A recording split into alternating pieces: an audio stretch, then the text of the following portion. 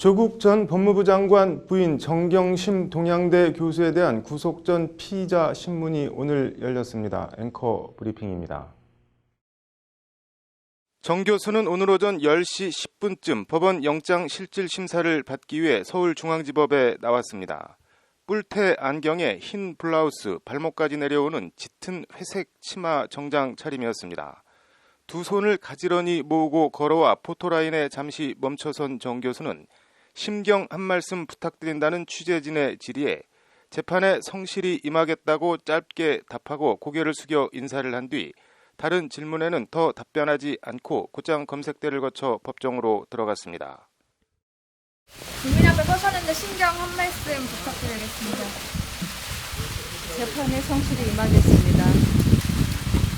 표창장 위조한 혐의 인정하십니까? 제 기자님께서 인정하십니까? 검찰의 강압 수사라고 생각하시나요?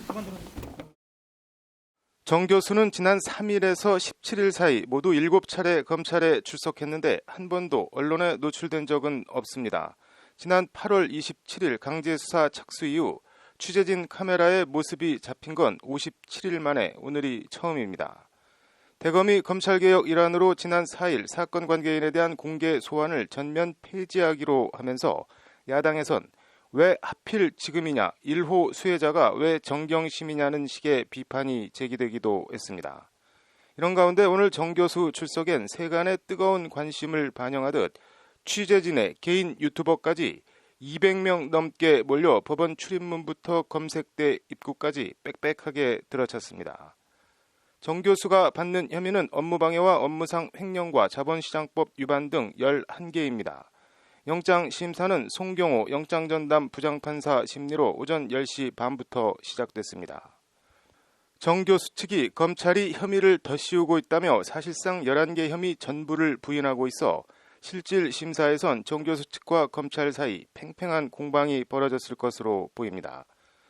정 교수 측은 여러 차례 검찰 소환에 성실히 응했고 압수수색 등을 통해 관련 자료가 대부분 확보된 만큼 도주 우려나 증거인멸 우려가 없어 구속영장 발부 필요성이 없다는 입장입니다.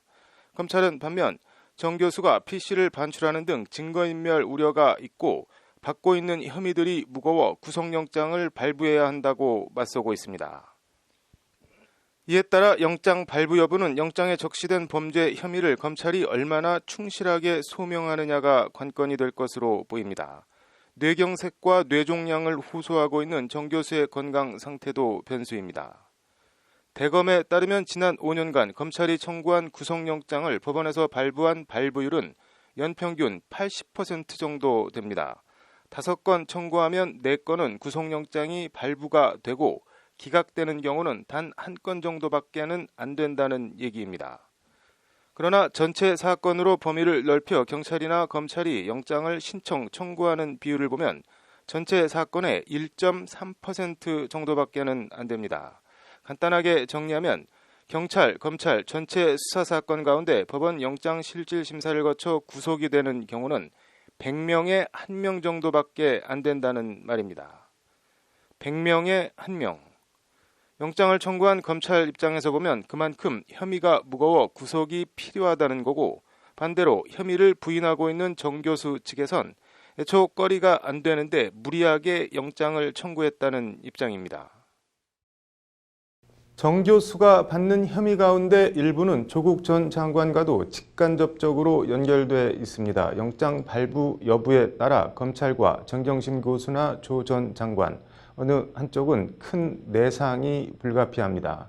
영장 발부 여부는 오늘 밤 늦게나 내일 오전 결정됩니다. 양쪽 모두 특히 조 전 장관 가족에겐 아마 생애 가장 긴 밤이 되지 않을까 합니다. 앵커 브리핑이었습니다.